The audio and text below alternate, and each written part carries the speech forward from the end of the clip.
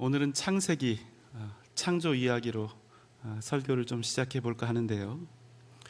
하나님께서 이 세상을 지으셨죠. 창조하시고 여섯째 날 하나님 당신의 형상을 따라서 사람을 만드셨습니다. 창세기 1장 26절로 28절입니다. 하나님이 이르시되 우리의 형상을 따라 우리의 모양대로 우리가 사람을 만들고 그들로 바다의 물고기와 하늘의 새와 가축과 온 땅과 땅에 기는 모든 것을 다스리게 하자 하시고, 하나님이 자기 형상 곧 하나님의 형상대로 사람을 창조하시되 남자와 여자를 창조하시고, 하나님이 그들에게 복을 주시며 하나님이 그들에게 이르시되 생육하고 번성하여 땅에 충만하라. 땅을 정복하라. 바다의 물고기와 하늘의 새와 땅에 움직이는 모든 생물을 다스리라 하시니라. 여러분 잘 아시지요? 우리 사람이 어떤 형상을 따라서 지음 받았다고 이야기하고 있습니까? 하나님의 형상을 따라, 하나님의 형상대로. 이것이 우리 사람과 다른 생물들과의 절대적인 차이를 만드는 가장 핵심적인 부분입니다. 진화론은 이 부분을 설명하지 못합니다. 인간의 존엄성에 대해서 주장하지만 사람이 다른 생물들과 완전히 절대적으로 차원이 다른 그런 존귀한 존재인 이유에 대해서 답을 주지 못합니다. 기껏해야 더 고등하게 진화되었기 때문에, 이 설명 외에는 더 이상 제대로 된 그 어떤 까닭도 말하지 못합니다. 하지만 여러분, 더 많이, 더 고등하게 진화되었다는 사실이 어떤 한 존재가 더 존중받아야 할 이유가 될 수 없고, 반대로 덜 우수하고 연약하게 진화되었다는 사실이 다른 어떤 존재로부터 차별되어야 할 이유가 될 수 없는 것입니다. 사람은 하나님의 형상으로 창조되었습니다.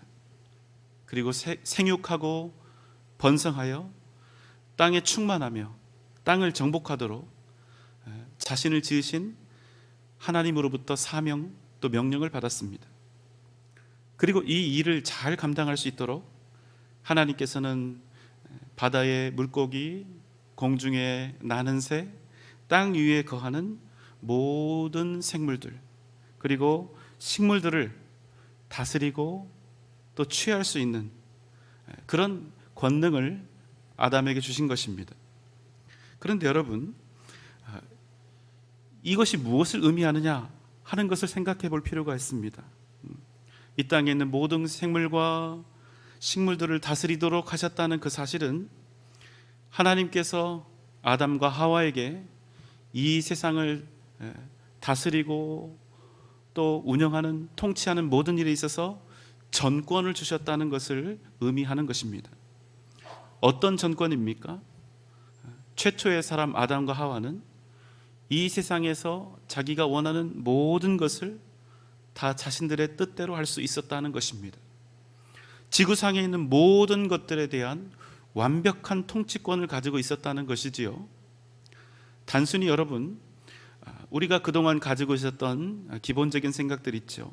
아담과 하와는 에덴 동산에서 풍성하게 잘 먹고 잘 살았다, 이런 단편적인 선입견을 완전히 초월하는, 그야말로 포괄적이고 전능한 힘을 하나님께서는 그들에게 부여하셨던 것입니다.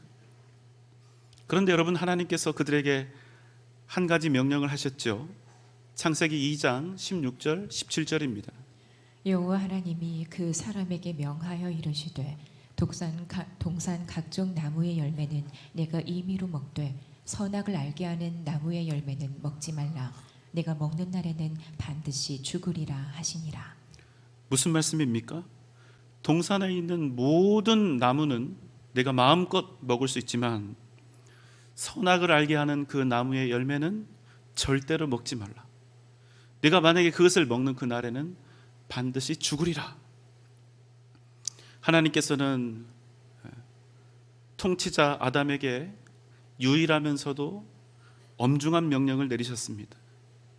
이 세상을 마음껏 다스리고 누리고 뜻대로 움직여갈 수 있는 아담에게 주어진 단 하나의 금기사항이요 명령이었던 것입니다. 그런데 여러분 한번 우리가 생각해 봅시다. 열매 하나 따먹는 것이 죄가 될 수 있습니까? 열매 하나 따먹은 그 일이 반드시 죽으리라 이렇게 사형 선고를 받을 만큼 큰 죄입니까? 여러분, 열매 하나 때문에 귀중한 사람의 생명이 왔다 갔다 하는 것이 맞습니까? 틀립니까? 틀립니다. 사실 이건 말도 안 되는 이야기죠. 너무나 부당하고 억울한 것입니다. 여러분 생각은 어떠십니까? 그저 성경에 나온 이야기고 우리가 신앙생활하면서 계속 반복해서 들었던 이야기이기 때문에 너무나 당연하게 생각되는 그런 내용이지만 그 내용을 들으면서 그러려니 이렇게 우리가 간단히 넘어가도 되는 걸까요?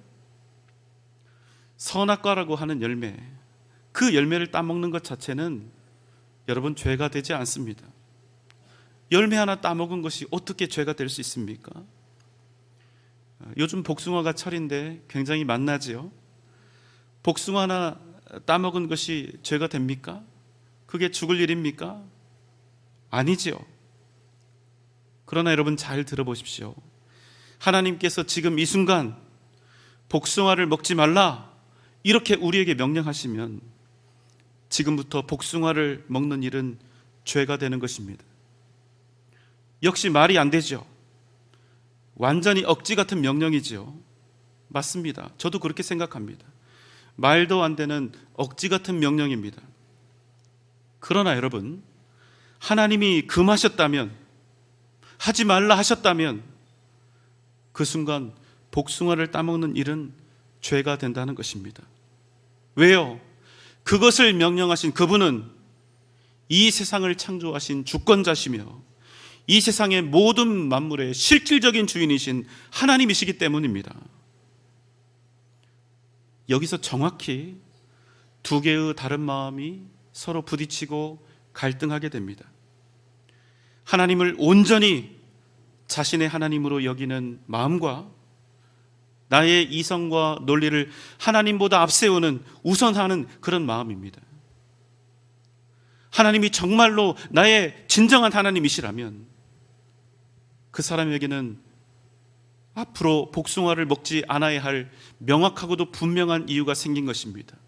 왜요? 이유는 단 하나. 하나님께서 말씀하셨으니까. 하나님의 뜻이니까.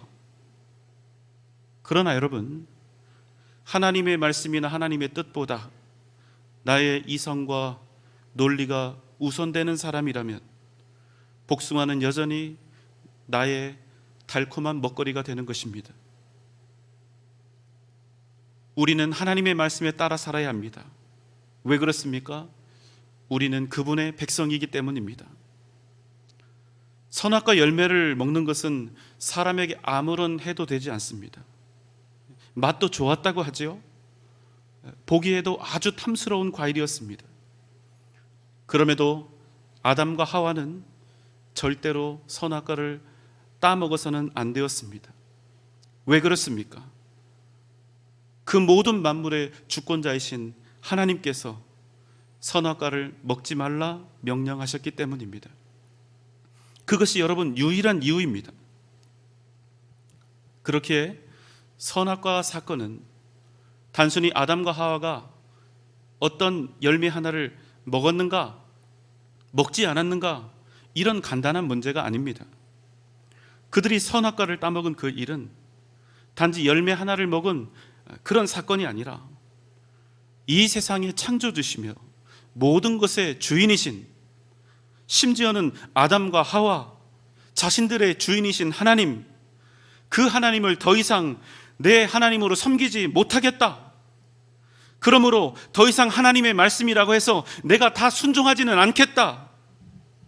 하나님이 나에게 무엇을 명령하신다면 내 마음과 생각으로 판단하고 따져본 후에 그 명령에 따를지 따르지 않을지를 결정하겠다.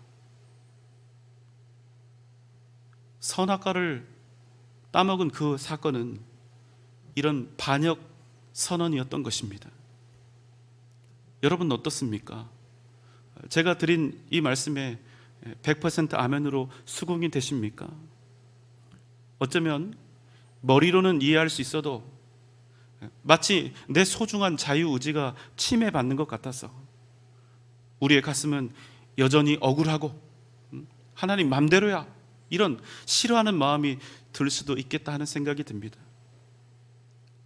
우리 성도님들은 그 마음이 어떠신지요? 우리는 이 땅에서 소위 말하는 생존을 하고 있습니다. 삶을 살아가고 있는 것이지요. 아무리 우리네 인생이 이 세상을 잠시 스쳐가는 나그네 인생이라고는 하지만 여러분, 나그네 인생치고는 꽤 길지 않습니까? 특별한 문제가 없으면 적어도 우리가 70년에서 80년을 이 땅에서 살아야 하지 않습니까? 그러니 어떻게 이 땅에서의 삶을 가벼이 여길 수가 있겠습니까? 자식들도 길러야 하고 잘 살기도 해야 하고 당연히 마음도 쓰이고 열심히도 살아야 합니다. 우리가 무슨 큰 욕심, 대단한 욕심을 부리는 게 아니죠.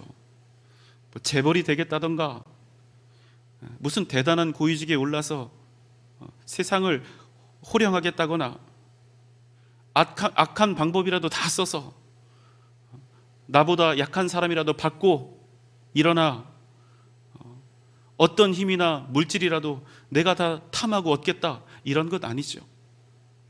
그저 지금보다 좀 더 잘 살아보겠다는 그런 마음을 가지고 있습니다. 지금보다 좀 더 편안하고 안정적인 삶을 살아가겠다 하는 것입니다. 여러분, 이런 소박하고 건강한 바람과 소원이 조금이라도 악이나 죄가 될 수 있을까요? 아니요, 그럴 수 없습니다.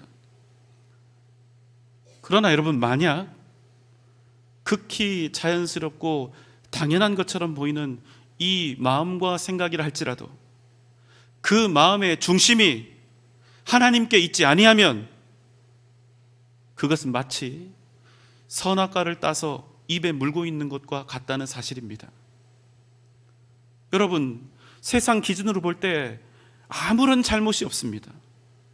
법적으로도 도덕적으로도 윤리적으로도 아무런 잘못이 없습니다. 그저 우리 마음이 하나님보다 세상에 더 많이 가 있을 뿐이죠. 그러나 여러분 기억하십시오. 하나님을 내 마음의 중심에 두지 않은 채 세상을 더 얻고 누리는 방법으로 이 세상에서의 행복과 형통을 더 많이 얻고 누리려 하는 것은 반드시 죄가 아닐 수가 없다는 것입니다. 하나님 중심, 말씀 중심, 교회 중심의 삶을 살지 못하는 것은 어떤 이유 때문입니까? 하나님 되심을 내 인생에서 부정하고 있는 것, 여러분, 그것이 본질인 것입니다.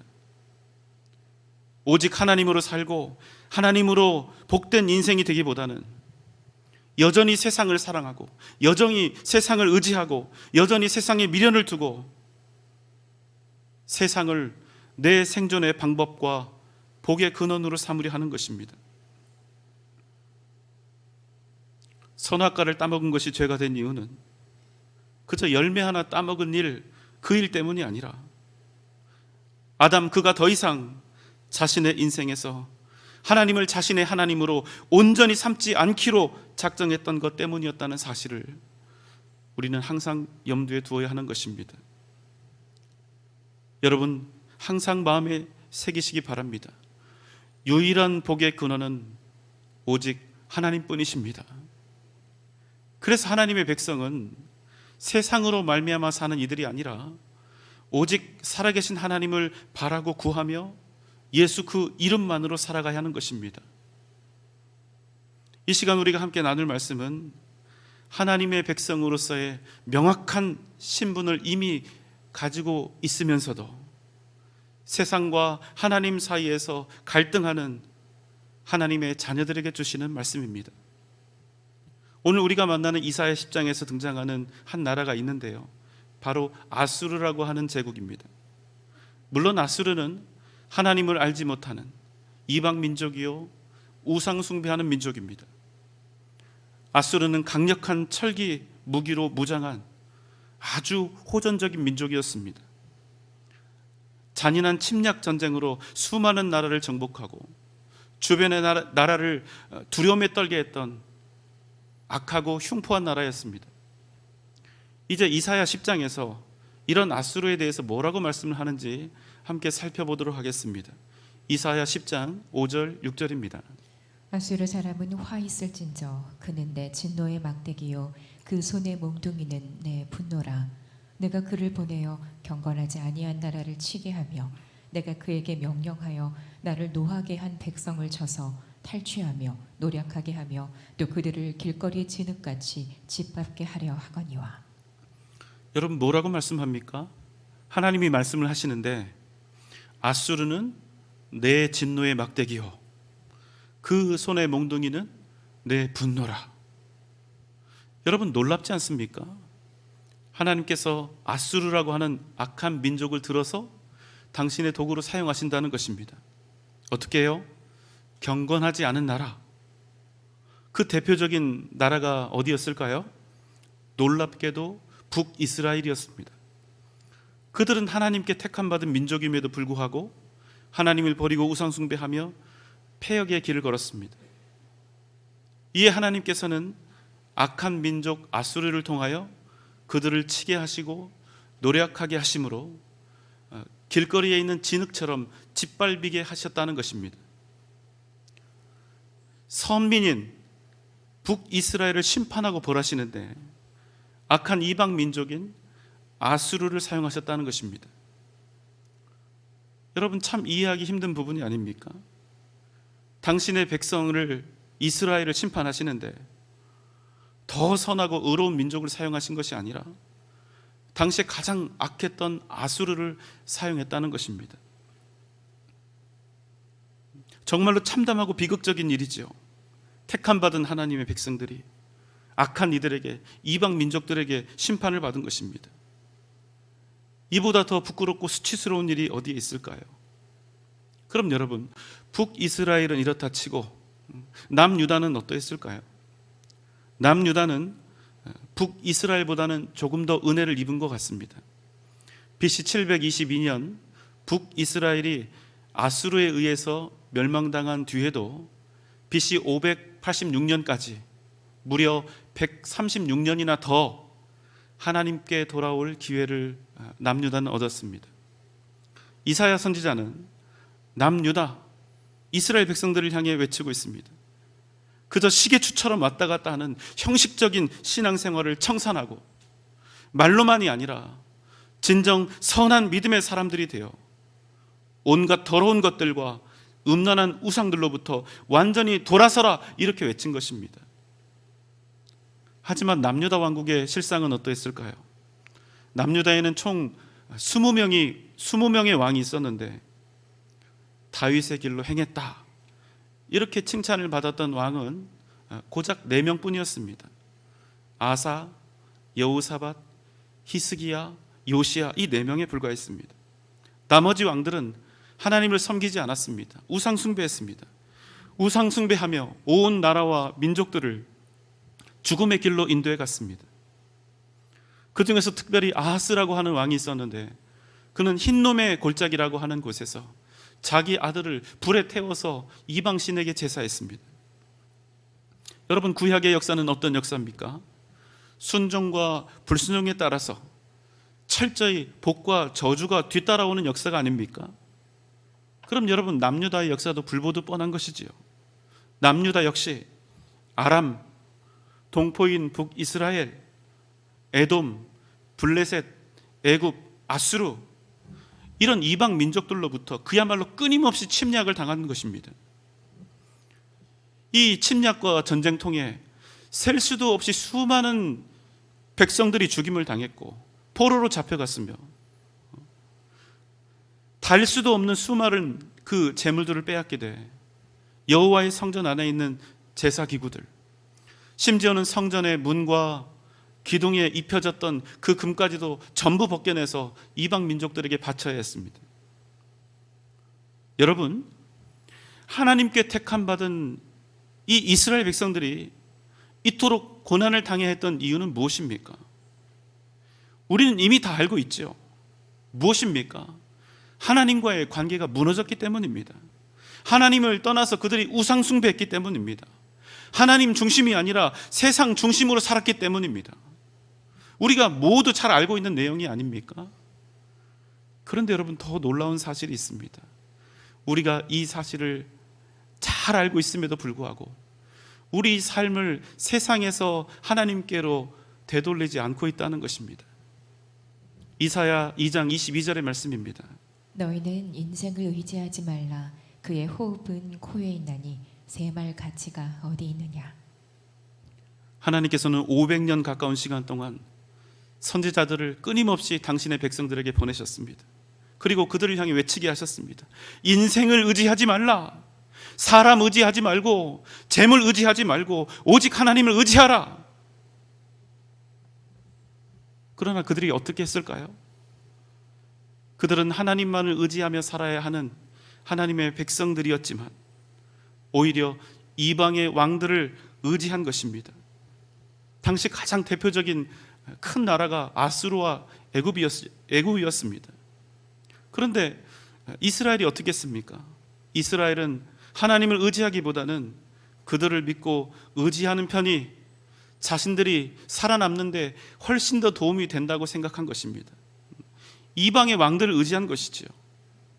애굽이 강하면 애굽의 왕을 의지하고 아수르가 강하면 아수르의 왕을 의지했습니다.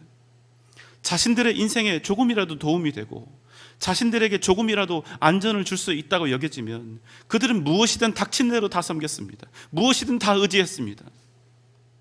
인생을 의지하지 말라는 선지자들의 애끓는 외침에 그들은 자신의 귀를 닫아버렸습니다. 그리고 끝내 하나님을 버리고 인생을 의지하다가 결국에는 멸망해 버렸던 북이스라엘의 전철을 그대로 답습해서 남유다 역시 바벨론에 의해서 멸망당하고 말았습니다. 여러분, 그들에게 살 방법이 없었을까요? 아니요, 그렇지 않습니다. 오늘 말씀 이사야 10장 20절 21절의 말씀입니다. 그날에 이스라엘의 남은 자와 야곱 족속의 피난한 자들이 다시는 자기를 친 자를 의지하지 아니하고 이스라엘의 거룩하시니 여호와를 진실하게 의지하리니 남은 자 곧 야곱의 남은 자가 능하신 하나님께로 돌아올 것이라. 그날에 이스라엘의 남은 자들과 야곱 족속의 피난한 자들이 다시는 자기를 친 자를 의지하지 아니하고, 다른 말로 인생을 의지하지 아니하고 사람 의지하지 아니하고 재물, 세상 의지하지 아니하고 거룩하신 하나님을 진실하게 의지하게 될 것이라 말씀한 것입니다. 그리고 이어서 뭐라고 말씀하죠? 그들이 전능하신 하나님께로 돌아올 것이라. 여러분, 우리 인생의 답이 여기 있습니다. 인생을 의지하지 아니하고 살아계신 하나님 앞에 돌아와 하나님만을 의지하는 것입니다. 사랑하는 여러분, 어떻습니까? 인생을 의지하지 않고 사람이나 돈 의지하지 않고 오직 하나님만을 의지할 마음이 여러분에게 있습니까? 눈앞에 보이는 확실하고 명확한 세상 대신에, 그것들을 의지하는 대신에 보이지 않으나 살아계시는 하나님의 손길을 의지할 그 마음이, 그 소망이 여러분에게 진정 있습니까? 내가 세상에서 쥐고 있는 모든 것들을 다 내려놓고서라도 마음을 다해 하나님께 돌아갈 수 있다면 세상 모든 것들 다 버릴 그 마음의 의지가 여러분에게 있습니까? 여러분의 그 중심을, 그 마음의 중심을 오직 하나님의 품에 두고 살겠다 하는 그런 그 마음의 바람이 여러분에게 있습니까? 이스라엘은 무려 40년 동안이나 거친 광야를 방황해야 했습니다. 하나님께서 그들을 광야로 내모시고 그들로 줄이게 하시고 낮추신 이유가 무엇이었을까요? 하나님께서 우리에게 수많은 인생의 굴곡을 주시고 첩첩산중 그 어렵고 힘든 길을 굳이 걷게 하시는 그 이유는 무엇일까요? 그저 우리로 헐벗고 굶주리며 고생하길 바라시기 때문일까요? 아니요, 여러분, 그렇지 않습니다. 신명기 8장 3절입니다.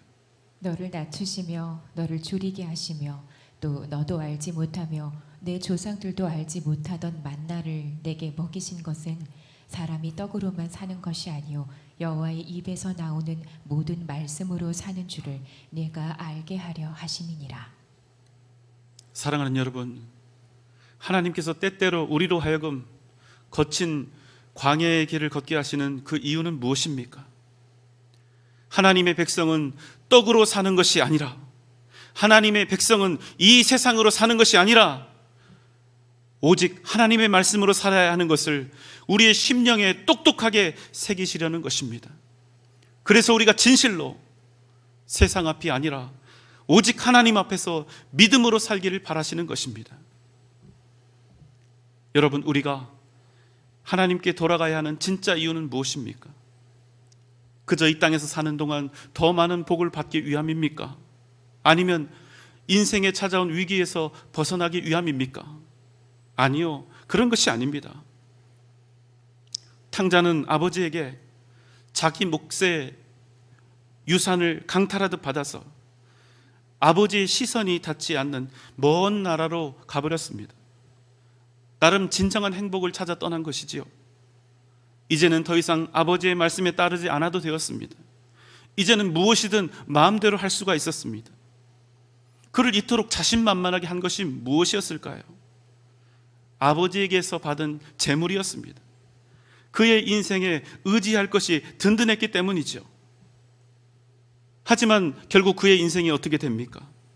허랑방탕하여 가진 모든 것을 다 잃고 나중에는 돼지들이 먹는 주염 열매로 허기를 채우려 하지 않습니까? 인생의 비참함을 온몸으로 실감하고 있을 때 그의 마음에 누가 떠올랐습니까? 절대로 떠올리고 싶지 않았던 한 사람이 떠오른 것입니다. 누가복음 15장 17절로 19절입니다. 이에 스스로 돌이켜 이르되 내 아버지에게는 양식이 풍족한 품꾼이 얼마나 많은가. 나는 여기서 줄여 죽는구나. 내가 일어나 아버지께 가서 이르기를 아버지, 내가 하늘과 아버지께 죄를 지었사오니 지금부터는 아버지의 아들이라 일컬음을 감당하지 못하겠나이다. 나를 품꾼의 하나로 보소서 하리라. 여러분, 탕자의 마음에 아버지가 떠오른 것입니다. 그래서 이제 그는 더 이상 내가 아들이 아니라 종이 되리라 하는 그런 심정으로 아버지의 집을 향해 나아가는 것입니다. 탕자가 집으로 돌아가는 그 길이 어떠했을까요?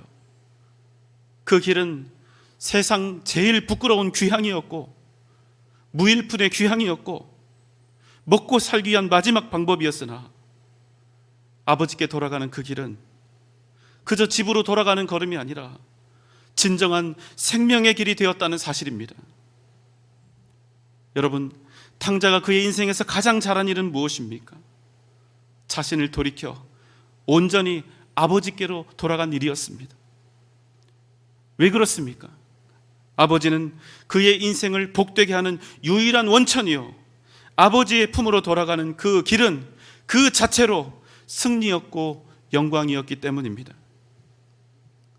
사랑하는 여러분, 더 이상 인생을 의지하며 살지 맙시다. 하나님께 돌아가 우리의 마음 그 중심을 하나님께 두고 오직 하나님만을 의지하는 복된 삶을 살아갑시다. 사랑하는 여러분, 우리가 주님 앞에 온전히 서지 않으면 그 어떤 문제도 해결되지 않습니다. 주님께 돌아가야 해결됩니다. 주님께 돌아가야 회복이 됩니다. 주님께 돌아가야 이 세상을 이길 수 있는 힘과 능력을 얻을 수 있는 것입니다. 주님께 돌아가야 참된 기쁨과 평안을 얻을 수가 있습니다. 시편 16편 11절의 말씀입니다. 주께서 생명의 길을 내게 보이시리니 주의 앞에는 충만한 기쁨이 있고 주의 오른쪽에는 영원한 즐거움이 있나이다. 사랑하는 여러분, 이 시간 적당히가 아니라 온전히 주님께 돌아가는 은혜가 여러분 가운데 넘쳐나시기를 주님의 이름으로 소망합니다. 그럼 주님께서 생명의 길을, 충만한 기쁨과 영원한 즐거움을 우리 모두에게 반드시 보여주실 줄 믿습니다. 오직 믿음으로 승리하는 복된 여러분 되시기를 주님의 이름으로 축원합니다.